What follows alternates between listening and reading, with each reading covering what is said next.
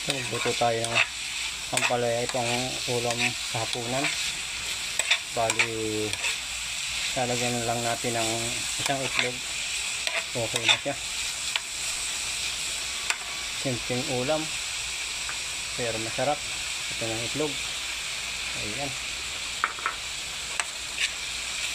Medyo haluin lang natin ng para maluto yung itlog.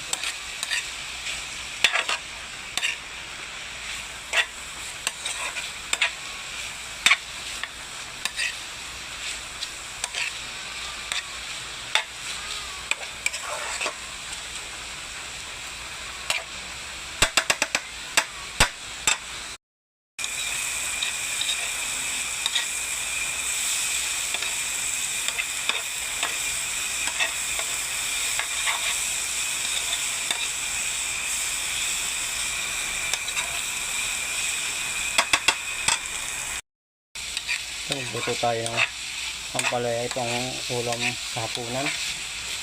Bali, lalagyan na lang natin ng isang itlog.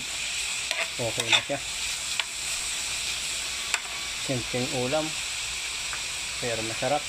Ito ng itlog. Ayan. Medyo haluin lang natin ng para maluto yung itlog.